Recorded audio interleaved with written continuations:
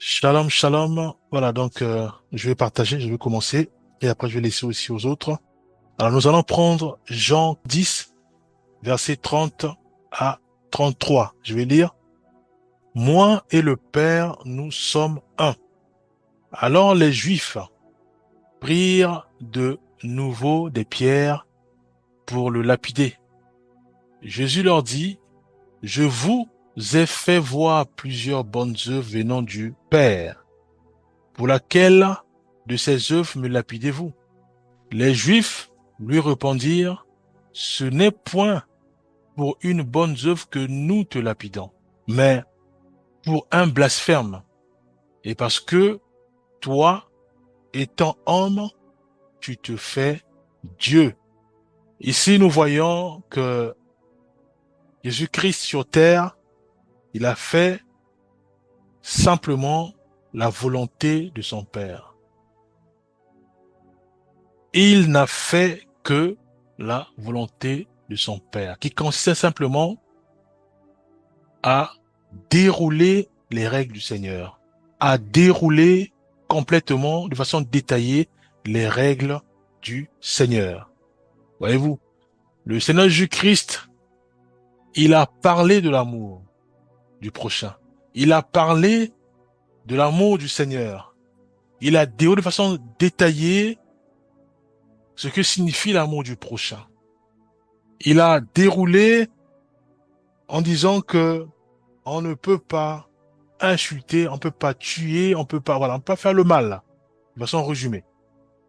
Il dit que je fais uniquement ce que je vois mon père faire. Donc, il fait que ce qu'il a vu auprès de son père. Jésus-Christ nous enseigne sur le fait que il est parfois important de se ressaisir, de se mettre en pause et de se poser les bonnes questions. En disant, est-ce que j'accomplis réellement la mission que le Seigneur m'a assignée?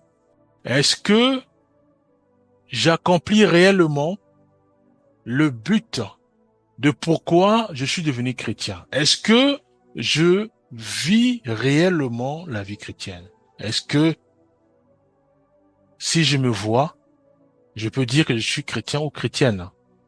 Pourquoi? Parce que la base, le fait de donner sa vie à notre Seigneur soit Jésus-Christ, cela veut dire que nous suivons euh, l'enseignement de Jésus-Christ. Nous voulons être comme Jésus-Christ. C'est ça le modèle d'un chrétien. Chrétien, ça veut dire petit Christ. Donc, être comme Jésus-Christ. Être comme Jésus-Christ. Donc, marcher selon sa parole. Marcher, vivre selon sa parole et être comme Jésus-Christ. Donc, posons la question, est-ce que réellement je suis un chrétien ou une chrétienne? Est-ce que réellement je vis la belle vie chrétienne? Est-ce que réellement j'accomplis réellement la mission auquel Dieu m'a assignée? Est-ce que réellement, si mes collègues me voient ou mes amis me voient, ils peuvent témoigner de moi auprès du Seigneur? Est-ce qu'ils peuvent louer le Seigneur à cause de mon comportement, à cause de mes relations avec les autres, à cause même de mon travail, ce que je fais au quotidien? Jésus-Christ va dire que moi je fais des choses que j'ai vues faire mon Père. Il dira encore que ma nourriture est de faire la volonté de Dieu. Donc lui, il fait que ce que le Seigneur lui demande de faire, donc sa mission. Et il accomplit sa mission brillamment. Il est parti à l'essentiel. Voyez-vous, notre but à nous, c'est d'aller à l'essentiel. Jésus-Christ marchait de façon simple. Il était simple et il était prudent. Voyez-vous, Jésus-Christ, dans la simplicité, il a accompli sa mission jusqu'à la fin. Mais comment il a fait? Par la prière, des choses simples, par le jeûne, des choses simples, et aussi, voilà, sur le terrain. Donc, il était dynamique, il était sur le terrain. Voyez-vous, aussi simple. Voyez-vous. Donc, l'idée, c'est quoi? C'est d'aller à l'essentiel. La question à poser, elle est celle-ci. Est-ce que mon projet, je peux la mettre en pratique de façon simple? Est-ce que, si je sors dehors, est-ce que de façon simple, je peux ramener une âme au Seigneur? Est-ce que de façon simple, je peux vivre ma belle vie chrétienne? Est-ce que de façon simple, je peux prier? Parce que même prier aussi, ça doit être simple. Donc, je peux être dans ma chambre, je peux être dans la rue, je peux être dans ma tête, je peux être, voilà. De façon simple, je prie. Puisque le Seigneur nous appelle à aller à l'essentiel. Donc, on ne peut pas nous compliquer la vie en disant que voilà, moi, pour prier, il faut que ça soit calme, il faut pas qu'il y ait du bruit. Voilà, ou pour lire la Bible, il faut que ça soit calme. Le Seigneur nous appelle à aller à l'essentiel, d'être surtout simple. Donc, nous devons faire les choses qu'on a, de ce qu'il a fait, et ce qui fait que il a accompli brillamment sa mission. Il dit, je fais, ma nourriture est de faire la volonté de celui qui m'a envoyé. Donc, quand il prie, c'est pour la mission. Quand il se réveille, il sait qu'il va être dynamique, il va être sur le terrain, c'est pour accomplir la mission, pas autre chose. Pas aller hors mission, pas aller, voilà. Uniquement la mission. Voyez-vous? Donc le Seigneur nous interpelle sur le fait que parfois nous surchargeons des choses ou nous mettons des choses par-dessus et ce qui fait que ça rend notre mission caduque ou compliquée ou difficile. Voyez-vous, ou même notre belle vie chrétienne simplement, le fait de vivre de façon simple, notre belle vie chrétienne, le fait de rechercher des excuses ou rechercher des raisons, rechercher des interprétations, du coup, allez, on a du mal à vivre la belle vie chrétienne. Parce qu'il y a des doutes, il y a toutes sortes de choses. Or, Dieu nous appelle à aller à l'essentiel. C'est quoi l'essentiel pour une chrétienne ou pour un chrétien? C'est simplement de s'appuyer sur les textes bibliques, s'appuyer sur la parole de Dieu, s'appuyer sur Jésus-Christ et vivre selon ses écritures. Voyez-vous? C'est ça, le manuel d'un chrétien, la Bible. De façon simple. Il n'y a pas à chercher de gauche à droite. Je prends ma Bible, je me nourris de la Bible et je mets en pratique ce qui est écrit dans la Bible. C'est ça, de façon simple, comment vivre une belle vie chrétienne. Aussi simple que ça. Voyez-vous? Alors, pareil aussi, il y a une mission à accomplir de façon simple. Je prie, guide-moi, oriente-moi, Seigneur, et le Seigneur nous met sur les rails, et à ce moment-là, de façon simple, on va à l'essentiel. Si c'est pour évangéliser, simplement, soit par exemple, un centre où on héberge des personnes âgées, nous allons de façon simple, on parle du Seigneur, et c'est fini. Pas aller de gauche à droite pour dire, voilà, bon, je vais d'abord commencer par les jeunes qui sont à côté. Non, le Seigneur nous envoie directement dans un centre de personnes âgées. Voilà, on prie dans la prière et on va directement. On parle du Seigneur, on leur transmet le message. Gloire à Dieu, voyez-vous. Donc, nous devons aller à l'essentiel. Et nous avons les priorités. Et les priorités, c'est simplement suivre le modèle, suivre la vision, de façon simple. Vous voyez, nous devons suivre les priorités. Donc, appliquer les priorités dans la simplicité. Voyez-vous. Donc, le Seigneur dit simplement, malgré la pression, malgré les attaques, malgré on voulait le lapider, dans Jean 10, 30 à 33, malgré la pression, malgré qu'on voulait le lapider, mais il dit simplement, il dit, moi et le Père, nous sommes un. Alors les Juifs prirent de nouveau des pierres pour le lapider. Voyez-vous, Jésus leur dit, je vous fais voir plusieurs bonnes œuvres venant du Père. Pour laquelle de ces œuvres me lapidez-vous?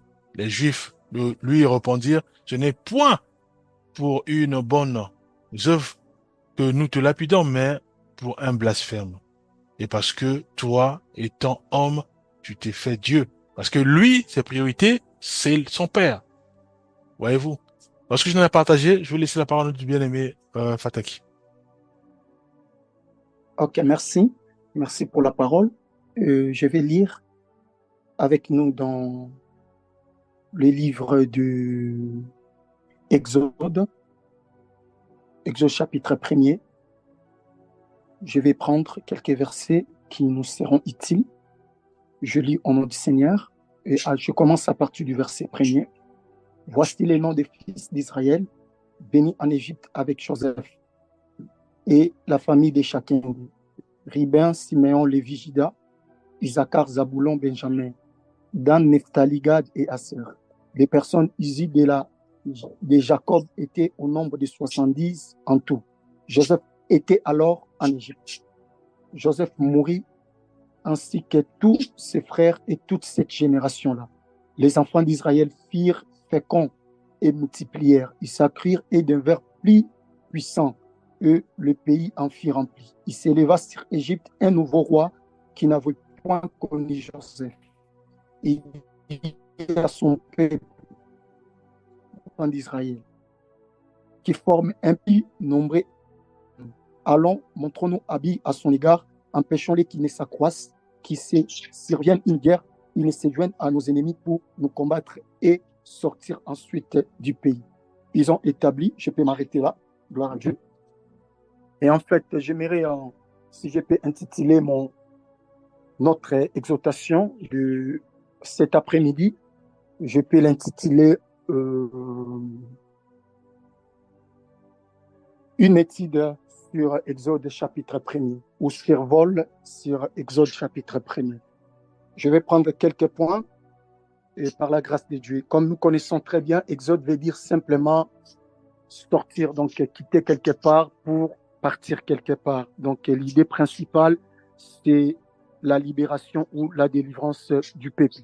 Et nous voyons aussi tout au long de l'histoire, le point essentiel qui caractérise le livre d'Exode, c'est vraiment beaucoup plus la sortie de ce peuple dans la captivité. Donc c'est ça vraiment qui prend ou qui prend vraiment l'ampleur dans le livre. Et alors, nous allons voir quelques points. Le premier élément, quelles sont les leçons que nous pouvons tirer dans ces chapitres premiers. Premièrement, il y a toujours une personne que Dieu pourvoira, qui nous précédera et qui va nous précéder, peu importe les domaines de la vie. Là, nous sommes au moment où Jacob, avec le reste du fils, hormis Joseph, il quittait à l'endroit où il s'est retrouvé pour aller en Égypte. Il quittait en Canaan pour aller en Égypte. Pourquoi? Parce qu'il y avait la famine qui influençait à l'époque. Mais pendant qu'ils venaient en Égypte, ils sont arrivés, ils ont trouvé déjà Joseph, il était déjà en Égypte. C'est ça que je suis en train de dire, que dans la vie et dans notre parcours, il y a toujours quelqu'un, peu importe là où nous désirons entrer, peu importe ce que nous voulons faire, dans les ministères, dans nos familles, dans le niveau, je ne sais pas, dans le niveau professionnel, dans les domaines professionnels, peu importe les domaines de la vie auxquels nous allons nous projeter, sachons-les très bien que nous allons toujours trouver quelqu'un qui nous a précédés. Et voilà pourquoi c'est vraiment une leçon qui nous impose l'humilité. Parce que la plupart des gens, je vis beaucoup de personnes, même lorsqu'ils organisent des mariages, ils pensent qu'ils sont peut-être la première personne à dépenser autant pour son mariage.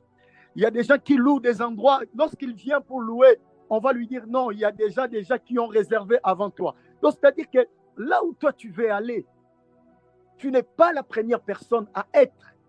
Donc, il y a toujours des gens que Dieu a déjà dévancés.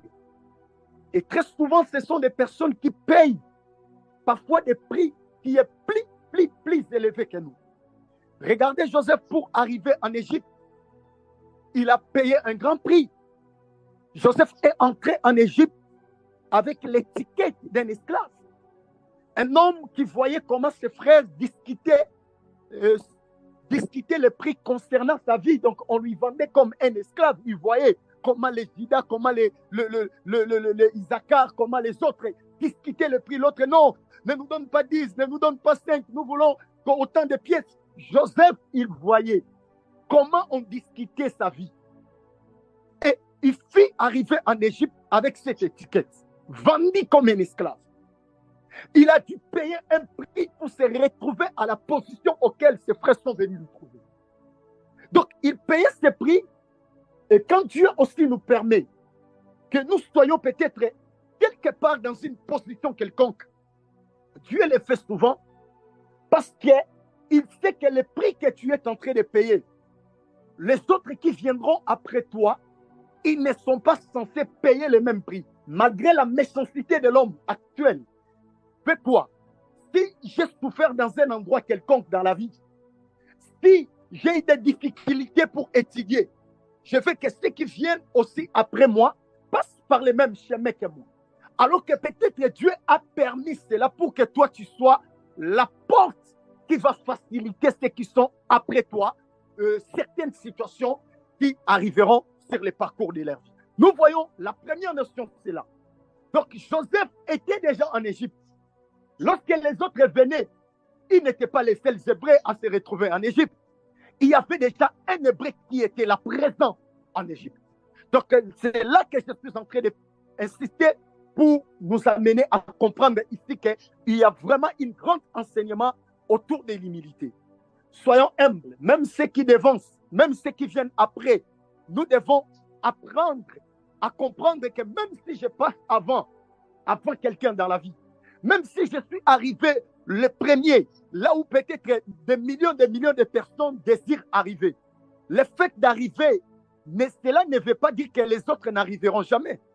Parce que beaucoup pensent que le fait qu'il est quelque part et il occupe une position quelconque dans la vie, que c'est fini.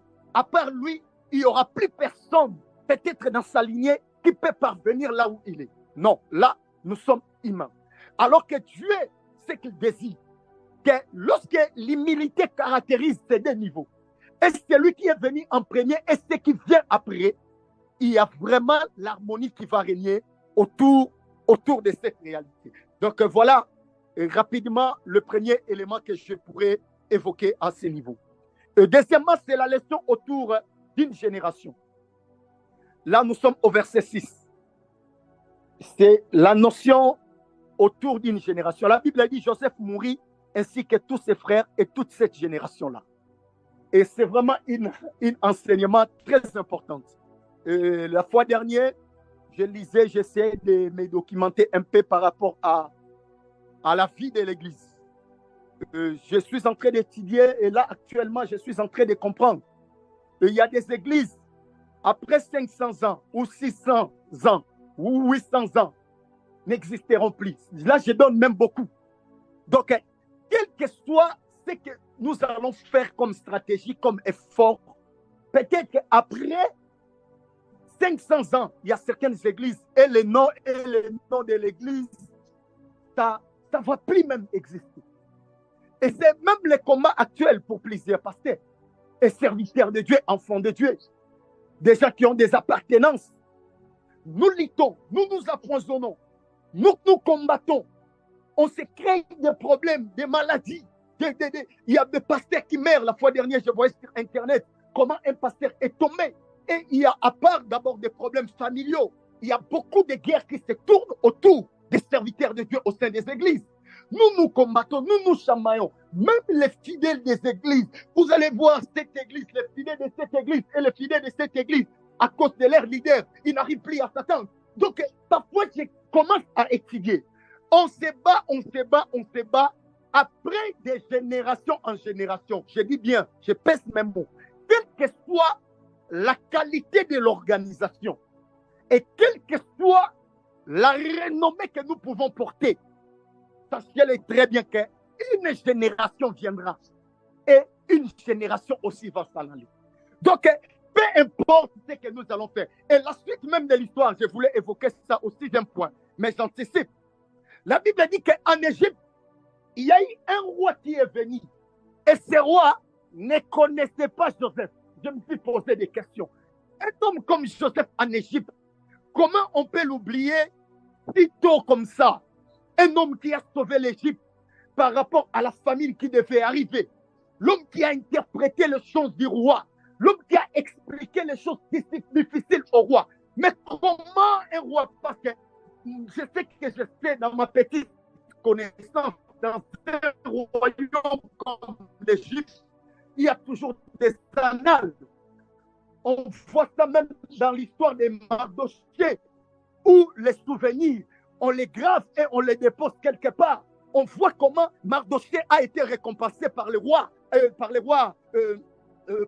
assuristes, si je ne me trompe pas, à cause d'un bienfait qu'il avait fait. Il avait épargné les rois par rapport à un complot qui a été préparé contre les rois. Mais comment en Égypte, un homme comme Joseph, qui a fait d'exploits, qui a réalisé des choses extraordinaires en Égypte, comment on peut l'oublier si tôt? C'est par là, le Seigneur va m'aider et graver cette vérité dans mon esprit, en disant que, étant humain, nous sommes appelés à passer. Et certains souvenirs, quelles que soient les années, à part ce qui est en train d'être écrit au trésor céleste, la personne ne peut enlever. Mais tout ce que nous sommes en train de graver sur la terre, il y aura des années, l'histoire va oublier. Et l'histoire oubliera sérieusement certaines réalités que nous avons posées, quelle que soit la grandeur d'exploit que nous avons eu à faire. Alors, arrêtons de se battre. Là, j'ai insisté beaucoup plus au niveau ecclésiastique. Courage, quel que soit ce que nous sommes en train de bâtir, sachez-le très bien qu'une génération s'en va et une autre génération vient. Donc, c'est-à-dire que nous allons passer et nous sommes obligés et nous sommes appelés à passer. Nous ne sommes pas des éternels sur la terre. Nous sommes des êtres faillibles. Et dans l'une des caractéristiques qui caractérise un être humain, c'est aussi cette capacité d'être oublié dans les générations qui arrivent. Donc, voilà les deuxièmes éléments qui sortent dans ces chapitres. Je vais prendre les derniers et puis nous allons abandonner et céder les micros. Je prends les derniers éléments. J'ai dit dans le verset 9 à 14, une église qui croise en nombre sans la puissance est une église déséquilibrée et représente rien dans le monde spirituel. Là, nous voyons la croissance des peuples d'Israël dans une circonstance très, très, très hostile parce qu'ils étaient accablés. Ils étaient sous l'emprise et le contrôle des pharaons de l'époque. Mais la Bible dit que le peuple, il grandissait en nombre et en puissance. C'est ça que j'aime. Mais actuellement, les églises, nos communautés, les gens sont capables d'énumérer la croissance numérique des églises, les poster, les présenter. J'ai autant de membres, j'ai autant de membres. Mais au niveau de la croissance dans les domaines de l'esprit, plusieurs personnes les oublient. Même beaucoup des enfants de Dieu, nous grandissons au sein des églises. J'ai fait 5 ans, j'ai fait 10 ans dans une église, j'ai fait 5 ans, j'ai fait 3 ans, j'ai fait 15 ans. J'ai commencé même cette église. Depuis que cette église a existé, j'ai fait partie des membres fidèles de l'église. C'est bien et c'est louable. Mais si on se questionne maintenant par rapport à la croissance au niveau des choses qui touchent même l'essence de la vie chrétienne, parce que la vie chrétienne, c'est une vie qui est rattachée à ces domaines de l'esprit.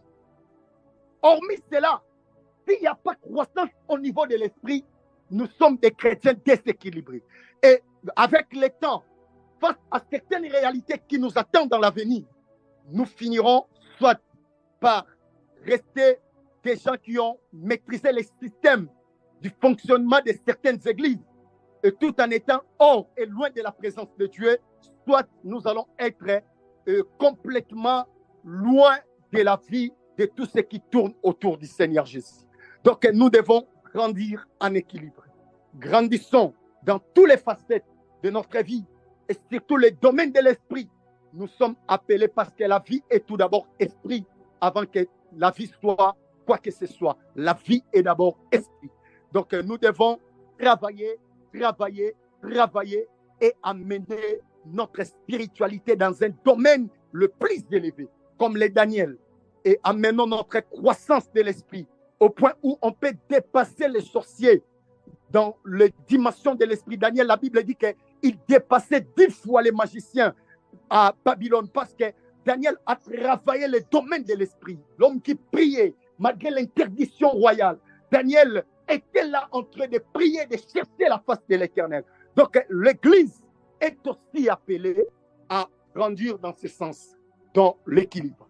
Et pour ne pas monopoliser la parole, et je suis dans l'obligation, et désolé pour quelques minutes que nous avons dépassées, je suis dans l'obligation de m'arrêter. Merci.